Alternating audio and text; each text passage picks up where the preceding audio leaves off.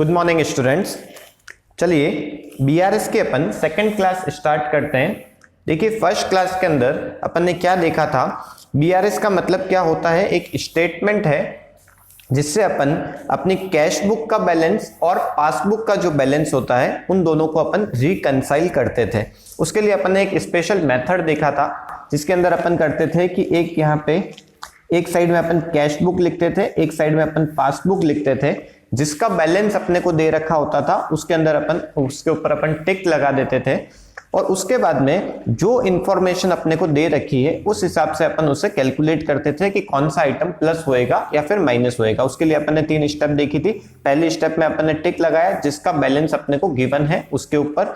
Second step के अंदर अपन करते थे कि जो चीज दे रखी है वैसा कर देते हैं। जैसे कि अपने को दे रखा है कि चेक इशू किया है अपन ने 5000 रुपीज का, तो चेक इशू किया है इसका मतलब पहले पता किसे पड़ेगा, अपने को पता पड़ेगा। तो अपन ने कैश बुक में से उसे क्या कर दिया, माइनस कर दिया। माइनस क्यों किया, क्योंकि चेक इशू जब करेंगे तो अपना जो बैंक बैलेंस है वो कम हो जाएगा।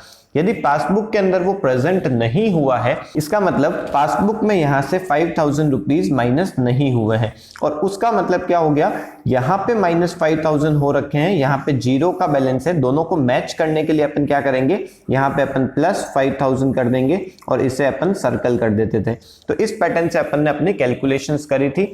तो एक क्वेश्चन अपन इसी के रिवीजन के लिए करेंगे। उसके बाद में अपन इसके नेगेटिव बैलेंस की बात करेंगे। नेगेटिव बैलेंस मतलब अनफेवरेबल बैलेंस के अंदर ये बीआरएस अपन कैसे बनाते हैं वो अपन देखेंगे। तो चलिए अभी अपन करते हैं क्वेश्चन नंबर 10।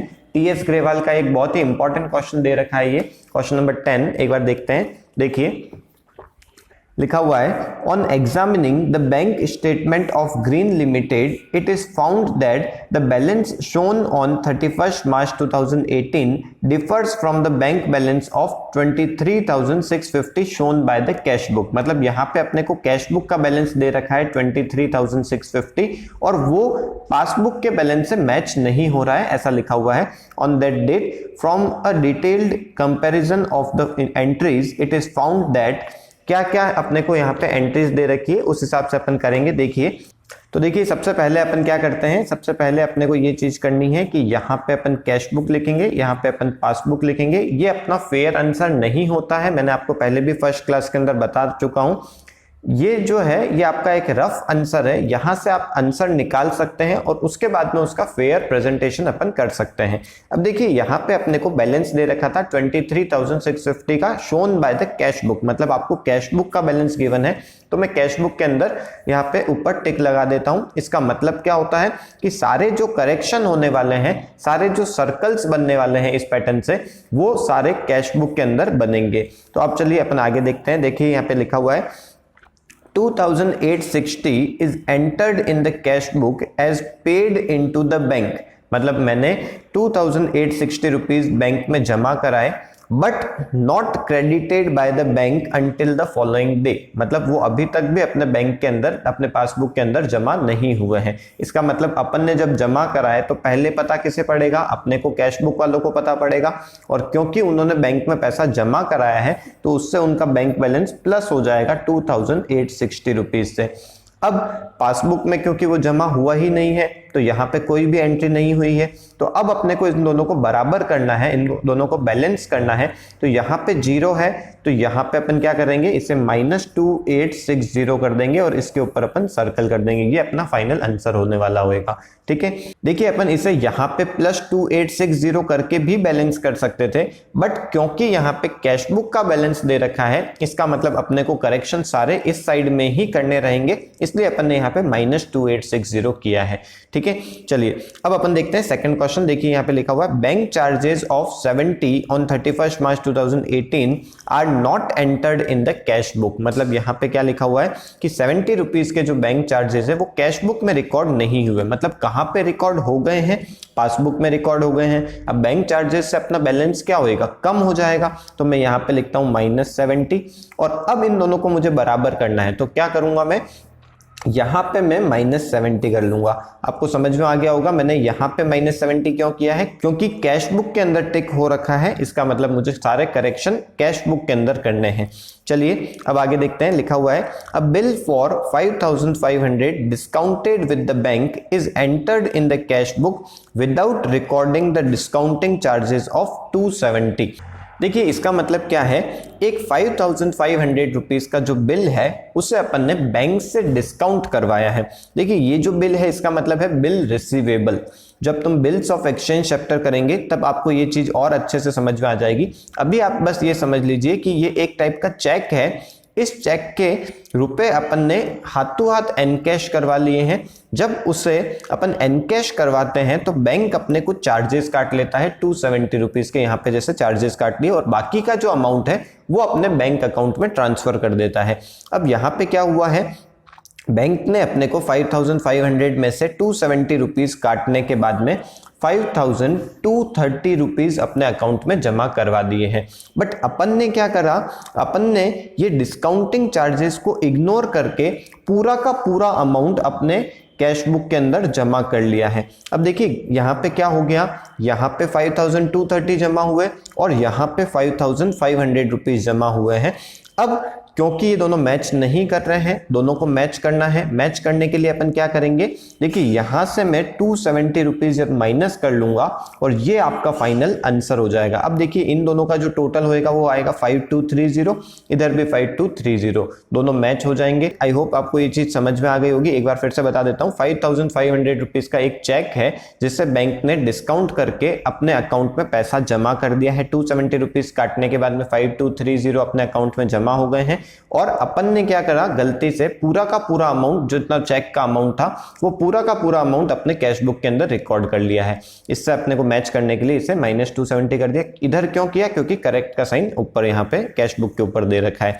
चलिए फोर्थ पॉइंट देखते हैं, यहाँ पे क्या लिखा हुआ है, check totalling ₹16,720 were issued by the company and duly recorded in the cash book before 31st March 2018 but had not been presented at the bank for payment until after that date। मतलब क्या हुआ है, अपन ने कोई check किसी person को issue किया है, तो इशू जब करेंगे तो पहले पता अपने को पता पड़ जाएगा, और अपन ने क्योंकि इशू किया है इससे अपना बैंक बैलेंस कम हो जाएगा, तो अपन ने यहाँ पे -16,720 कर लिया। बट वो जो चेक था वो अभी भी प्रेजेंट हुआ ही नहीं है बैंक के अंदर। इसका मतलब क्या हुआ, यहाँ पे कोई भी अपने माइनस हुआ नहीं। अब इसे करेक्ट करने के लिए क्या करेंगे, 16,720 को यहाँ पे प्लस कर लेंगे और इसके ऊपर अपन सर्कल कर देंगे। चलिए नेक्स्ट देखते हैं, यहाँ पे लिखा हुआ है on 25th March 2018 a debtor paid 1000 into the company's bank in settlement of his account but no entry was made in the cash book of the company in respect of this। तो यहाँ पे दे रखा है कि 1000 रुपए किसी debtor ने अपने बैंक अकाउंट के अंदर डायरेक्टली रुपए जमा करवा लिए, बट अपने को उसका पता नहीं पड़ा या फिर अपन ने उसकी कैश बुक में कोई एंट्री नहीं करी। तो क्या कर देंगे अपन, क्योंकि चेक जमा कहाँ पे हुआ है, पासबुक के अंदर, बैंक के अंदर जमा हुआ है, तो पहले पता उनको पता पड़ गया, अपन ने उसका कोई ट्रीटमेंट नहीं किया। तो अब इसको मैच करने के लिए क्या करेंगे, अपन यहाँ पे +1000 कर लेंगे, इसके ऊपर अपन सर्कल कर लेंगे। नेक्स्ट पॉइंट देखिए, लिखा हुआ है no entry has been made in the cash book to record the dishonour on 15th March 2018 of a cheque for 550 received from the Ram Babu. देखिए क्या हुआ है, कोई चेक था जो अपन ने जमा करवाया था, तो अपन ने क्या किया है, अपन ने उसे 550 रुपीज अपन ने जमा कर लिया था, बट एक्चुअल में वो जो चेक है वो डिसऑनर हो गया। डिसऑनर हो गया मतलब उसके अपने पास में रुपए जमा हुए ही नहीं एक्चुअल में, तो यहाँ पे कोई भी अमाउंट अपने ऐड हुआ ही नहीं। तो अब क्या कर लेंगे, अब इसको बराबर करने के लिए -550 कर लेंगे। ये भी एक इंपॉर्टेंट पॉइंट है, आपको ध्यान रखना है कि जब भी डिसऑनर होता है इसका मतलब वो बैंक अकाउंट में पैसा प्लस होता ही नहीं है, अपन ने उसको जमा कर लिया था। अब इसको करेक्ट करने के लिए, दोनों को मैच करने के लिए -550 यहाँ पे कर लेंगे। तो आई होप आपको एक क्वेश्चन समझ में आया होगा। अब देखिए इसका आंसर कैसे होएगा, यहाँ पे देखिए अपने को यहाँ पे कैश बुक का बैलेंस दे रखा था 23,650, तो अपन यहाँ से चालू करेंगे क्वेश्चन को। तो यहाँ पे मैं लिखता लेता हूँ 23,650 रुपीज। अब अपना पूरा जो सेटलमेंट है वो देखिए यहाँ पे जो भी सर्कल कर रखे हैं उसके अंदर जो साइन है उस हिसाब से अपने को करना है यहाँ पे। तो देखिए यहाँ पे -2860, तो मैं यहाँ पे -2860 कर लेता हूँ। -70 तो मैं -70 कर लूंगा। देन -270, यहाँ पे -270 कर लिया, प्लस 16,720 यहाँ पे मैंने कर लिया। Then plus 1,000, then -550।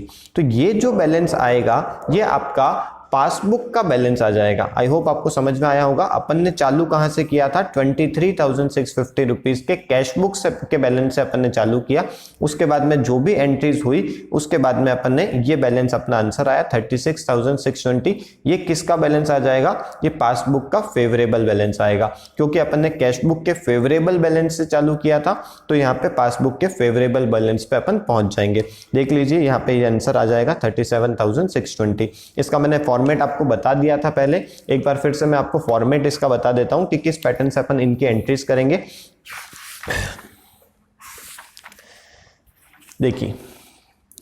देखिए इस पैटर्न से अपने को चालू करना है। ये ओवरड्राफ्ट का क्वेश्चन है। एक बार मैं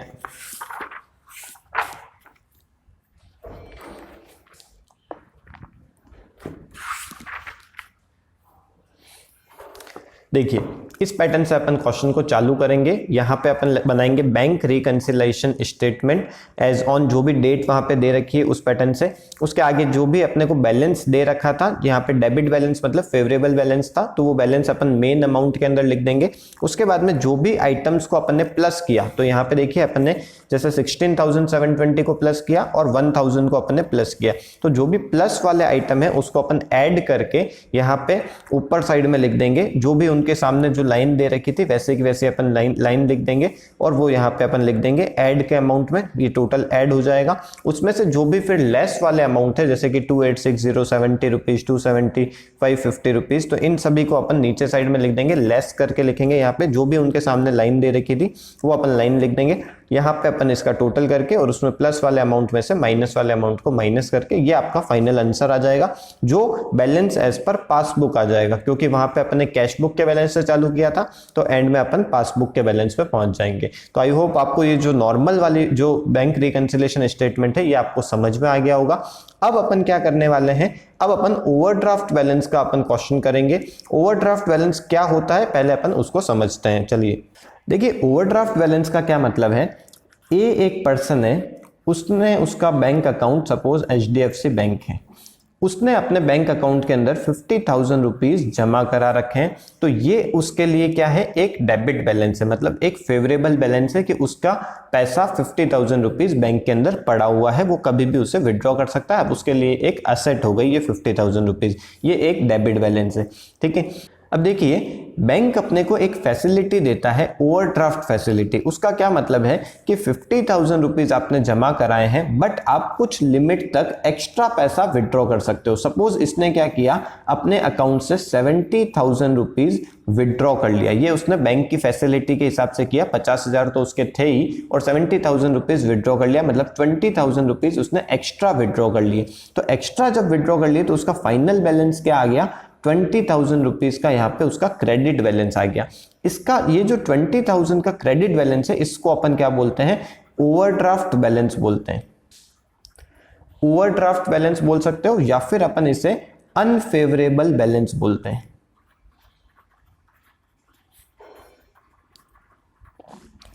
अनफेवरेबल बैलेंस। तो यहां पे देखिए अभी तक जो अपन ने क्वेश्चन किए थे उसके अंदर कैश बुक का क्या हो रहा था? फेवरेबल बैलेंस आ रहा था। मैंने आपको बताया था कि कैश बुक का जो डेबिट बैलेंस होता है उसे अपन फेवरेबल बैलेंस बोलते हैं और जो क्रेडिट बैलेंस होता है उसका अपन अनफेवरेबल बैलेंस बोलते हैं। तो आपको ये चीज समझ में आ गई होगी। इसी के जस्ट ऑपोजिट क्या होता है? पासबुक के अंदर जस्ट इसका ऑपोजिट होता है। पासबुक के अंदर जो क्रेडिट बैलेंस होता है उसे अपन फेवरेबल बोलते हैं और जो डेबिट बैलेंस होता है उसे अपन अनफेवरेबल बोलते हैं। तो अभी तक जो अपने क्वेश्चन थे उसके अंदर कैश बुक का भी डेबिट बैलेंस आ रहा था और पासबुक का भी क्रेडिट बैलेंस आ रहा था, मतलब कुल मिला के दोनों के अंदर फेवरेबल बैलेंस के क्वेश्चन अपन ने किए थे। अब अपन क्या करने वाले हैं? अब अपन अनफेवरेबल बैलेंस के क्वेश्चन करेंगे जिसके अंदर कैश बुक का क्रेडिट बैलेंस दे रखा होगा या फिर अपने को पासबुक का डेबिट बैलेंस दे रखा होगा। तो उस केस में अपन क्वेश्चन कैसे करेंगे, चलिए देखते हैं। तो देखिए यहाँ पे क्वेश्चन नंबर 18 अपने को दे रखा है, एक बार मैं रीड करता हूँ। On 31 March 2018 cash book of a merchant showed bank overdraft of 172,985। देखिए यहाँ पे अपने को लिखा हुआ है बैंक ओवरड्राफ्ट और दूसरा चीज लिखा हुआ है कैश बुक, मतलब यहाँ पे अपने को कैश बुक का बैलेंस दे रखा है और ओवरड्राफ्ट बैलेंस दे रखा है। तो मैं क्या करूंगा, तो सबसे पहले आपको वही प्रोसीजर अपनाना है, क्योंकि कैश बुक का बैलेंस गिवन था तो इसलिए मैं यहाँ पे सबसे पहले कैश बुक के ऊपर टिक कर लेता हूं। और अब देखिए यहाँ पे अपने को ओवरड्राफ्ट बैलेंस दे रखा है, तो ओवरड्राफ्ट बैलेंस में अपन कैसे क्वेश्चन को सॉल्व करेंगे देखिए। तो देखिए यहाँ पे फर्स्ट पॉइंट क्या लिखा हुआ है, check issued for 60,000 were not presented in the bank till 7 अप्रैल 2018। देखिए अपन बीआरएस कब का बना रहे हैं, 31 मार्च 2018 का बना रहे हैं। उसके बाद में जब कुछ भी चीज हो रही है इसका मतलब वो अपने लिए हुई नहीं, क्योंकि अपन कब बना रहे हैं बीआरएस, 31 मार्च को बना रहे हैं। उसके बाद में कोई भी ट्रांजेक्शन होता है वो अपने लिए हुआ ही नहीं, अपन इस तरह से मानेंगे उसे। तो देखिए यहाँ पे लिखा है चेक इशू किया अपन ने, तो अपन जैसे पहले करते थे क्वेश्चन को उसी पैटर्न से आपको करना है कि 60,000 का जब मैंने चेक इशू किया तो पहले किसको पता पड़ेगा, पहले कैश बुक वालों को पता पड़ेगा। और कैश बुक वालों ने उससे क्या किया होगा, क्योंकि उससे उसका बैंक बैलेंस कम हुआ होगा तो उसने -60,000 रुपीज कर दिया। बट वो अभी तक प्रेजेंट नहीं हुआ है तो यहाँ पे वो -60,000 हुआ ही नहीं है, तो आपको इसे करेक्ट करने के लिए क्या करना पड़ेगा, इसे अपन +60,000 यहाँ पे, ये करेक्ट हो गया आपका। देखिए अभी तक अपन ने सब कुछ सेम किया। अब आपको यहाँ पे क्या ध्यान रखना है, क्योंकि यहाँ पे क्वेश्चन में ओवरड्राफ्ट बैलेंस है तो ओवरड्राफ्ट बैलेंस में जो आपका आंसर आएगा उसका आपको फिर से साइन चेंज कर देना है और वो आपका फाइनल आंसर होएगा। मतलब यहाँ पे जो आपका फाइनल आंसर होएगा वो -60,000 होएगा। माइनस क्यों किया, क्योंकि यहाँ पे ओवरड्राफ्ट बैलेंस था। बस आपको बस इतना सा ध्यान रखना है कि ओवरड्राफ्ट बैलेंस के अंदर जो भी साइन आएंगे आपके एक्चुअल आंसर में उसका साइन आपको फिर से एक और बार चेंज कर देना है बस। देखिए सेकंड पॉइंट क्या लिखा हुआ है यहाँ पे, cheque amounting to 75,000 were deposited in the bank but were not collected. तो देखिए यहाँ पे अपन ने चेक जमा कराया है तो पहले किसको पता पड़ेगा, पहले अपने को पता पड़ेगा। अपन ने क्या कर दिया, क्योंकि बैंक बैलेंस इससे अपना बढ़ेगा तो अपन ने इसे +75,000 कर लिया। बट यहाँ पे लिखा हुआ था कि बट वर नॉट कलेक्टेड, वो अभी तक बैंक में जमा नहीं हुआ है तो प्लस यहाँ पे 75,000 नहीं होएगा। इसे करेक्ट करने के लिए अपन वापस -75,000 करेंगे। अच्छा माइनस इधर क्यों कर रहे हैं, क्योंकि कैश बुक के ऊपर करेक्ट का साइन दे रखा है। अब क्योंकि ओवरड्राफ्ट बैलेंस था तो इससे मैं क्या कर लूंगा, फिर से एक और बार चेंज कर लूंगा, यहाँ पे मैं +75,000 कर लूंगा। ये आपका फाइनल आंसर होने वाला है। तो आई होप आपको समझ में आ गया होगा कि ओवरड्राफ्ट के अंदर बहुत ज्यादा स्पेशल कुछ भी नहीं करना है। जो आपका आंसर आएगा उससे आपको फिर से एक बार रिवर्स कर लेना है, उसका साइन एक बार फिर से चेंज कर लेना है। देखिए थर्ड पार्ट में क्या दे रखा है, a cheque of 15,000 received from Mahesh Chand and deposited in the bank was dishonoured but non payment advice was not received from the bank till 1 April 2018। तो एक चेक था जिसे अपन ने क्या कर लिया, जमा कर लिया। तो अपन ने क्या कर लिया, कैश बुक के अंदर तो 15,000 रुपीज ऐड कर लिए, बट क्योंकि वो डिसऑनर हो गया तो यहाँ पे कुछ भी पैसा आएगा ही नहीं। तो इसे करेक्ट करने के लिए अपन क्या कर लेंगे, -15,000 कर लेंगे, ये आपका आंसर होएगा। और क्योंकि यहाँ पे ओवरड्राफ्ट बैलेंस था तो माइनस को अपन वापस से साइन चेंज करके +15,000 कर लेंगे। ये आपका फाइनल आंसर होने वाला है। देखिए नेक्स्ट क्या दे रखा है, 1,50,000 being the proceeds of a bill receivable collected appeared in the passbook but not in the cash book। तो यहाँ पे लिखा हुआ है कि 1,50,000 रुपीज अपने पासबुक के अंदर जमा हो गए हैं, तो प्लस में 150 यहाँ पे कर लेता हूँ क्योंकि पासबुक में जमा हुआ है और उसका कैश बुक में कोई एंट्री नहीं हुई है। तो अब इसे अपने को मैच करना है, तो मैच करने के लिए क्या करना पड़ेगा, क्योंकि कैश बुक के ऊपर टिक दे रखा है तो आपको 1,50,000 रुपीज यहाँ पे आपको प्लस कर लेना है और जो आपका आंसर है उसे आपको फिर से एक बार माइनस चेंज कर लेना है। नेक्स्ट देखिए क्या दे रखा है, bank charges ₹1,500 and interest on overdraft 8,500 appeared in the passbook but not in the cash book। मतलब यहाँ पे क्या दे रखा है, कुछ बैंक चार्जेस अपने कट गए हैं, अपने पासबुक वालों को उनका पता पड़ जाएगा क्योंकि इंटरेस्ट काटने का काम और बैंक चार्जेस काटने का काम बैंक वालों का होता है, तो पहले उनको पता पड़ेगा टोटल मिला के अपने 1500 रुपीज और 8500 रुपीज टोटल मिला के 10,000 रुपीज अपने अकाउंट से क्या हो चुके हैं, कट चुके हैं। बट अपन ने उसकी कोई भी एंट्री कैश बुक में नहीं करी। अब इसे अपने को बैलेंस करना है तो क्या करना पड़ेगा, मुझे यहाँ पे -10,000 करना पड़ेगा, इसके ऊपर सर्कल लगाएंगे। और ओवरड्राफ्ट बैलेंस था इसलिए अपन यहाँ पे +10,000 करेंगे, यहाँ पे भी अपन 1,50,000 के ऊपर सर्कल लगाएंगे। अब देखिए लास्ट क्या दे रखा है, overdraft balance as per cash book of ₹500 on 28th February was wrongly carried forward as debit balance. The error was noted at the time of preparing the bank reconciliation statement as on 31st March 2018। तो देखिए यहाँ पे क्या हुआ, मैं इसका जो next है इधर साइड में बना रहा हूँ कैश बुक, और यहाँ पे पासबुक, कैश बुक के ऊपर करेक्ट का साइन दे रखा है। देखिए यहाँ पे अपने को 500 रुपीज का जो ओवरड्राफ्ट बैलेंस था, मतलब जो नेगेटिव बैलेंस था, वो अपन ने डेबिट बैलेंस करके नेक्स्ट पेज पे शो कर दिया। तो ये गलती से अपन ने हो गया कि 500 रुपीज का जो नेगेटिव था वो अपन ने पॉजिटिव 500 लिख दिया। मतलब अपन ने ओवरऑल अपनी कैश बुक के अंदर 1000 रुपीज बढ़ा रखा है। जो हो रखा है पहले अपन उसे लिख देंगे। आपको ये चीज समझ में आई होगी, इसे मैं आपको इस पैटर्न से बताता हूं कि देखिए अपना ये डेबिट बैलेंस लिख दिया, इधर यहाँ पे मैंने क्रेडिट बैलेंस लिख दिया। देखिए एक्चुअल में अपना 500 रुपीज का क्रेडिट बैलेंस था, गलती से अपन ने क्या कर दिया 500 रुपीज का डेबिट बैलेंस, मतलब प्लस वाले बैलेंस में अपन पहुंच गए। इसका मतलब अपन ने यहां से लेके 500 और यहां से और 500, मतलब टोटल 1000 रुपीज से अपने बैलेंस को प्लस साइड में कर रखा है। मतलब अपने 1000 ये हो रखा है, जबकि पासबुक वालों ने तो उसे सही किया होगा, तो उधर ऐसा कुछ हुआ नहीं है। इसे करेक्ट करने के लिए क्या करेंगे, -1000 कर देंगे, ये इस पे अपन सर्कल लगाएंगे। और क्योंकि यहाँ पे ओवरड्राफ्ट बैलेंस था तो इस जो आंसर है इसको अपन फिर से एक बार चेंज करेंगे, +1000, ये आपका फाइनल आंसर हो जाएगा। तो आपको देखिए कुल मिला के फाइनल आपका आंसर किस पैटर्न से बनेगा, जो अपने को स्टार्ट में बैलेंस दे रखा था यहाँ पे 172,985, ये अपने को ओवरड्राफ्ट बैलेंस दे रखा था कैश बुक का। यहां से अपन -60,000 रुपीज जो आपका इधर साइड में आपने लिखा हुआ है उसको आपको देखना है।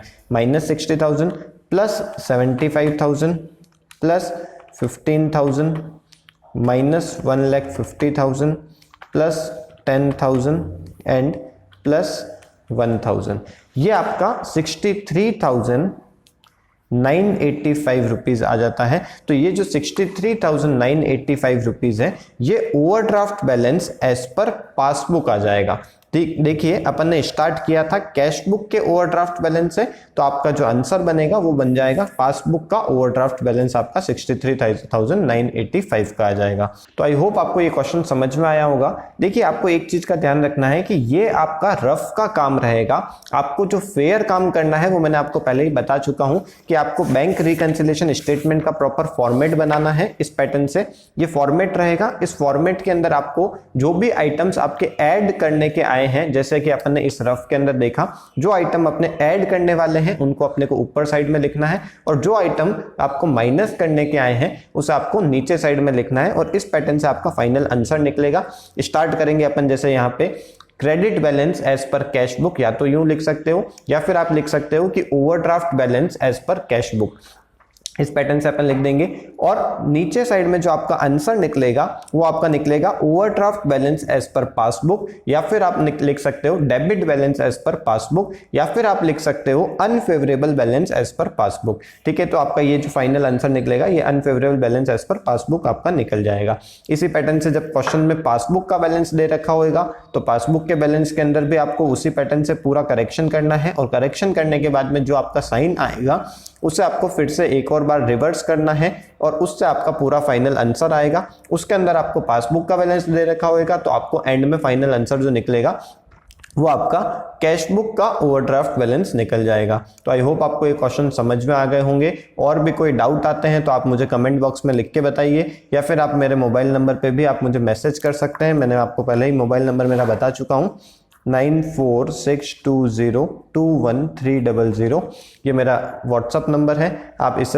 पे भी आप मुझे टेक्स्ट करके बता सकते हैं कि आपको ये वीडियो कितना अच्छा लगा, कितना अच्छे से समझ में आया, और कोई डाउट है तो आप मुझे यहाँ पे बता सकते हैं। तो नेक्स्ट क्लास के अंदर अपन रेक्टिफिकेशन ऑफ एरर स्टार्ट करेंगे। आज की वीडियो को अपन यहीं वाइंड अप करते हैं। Okay, thank you.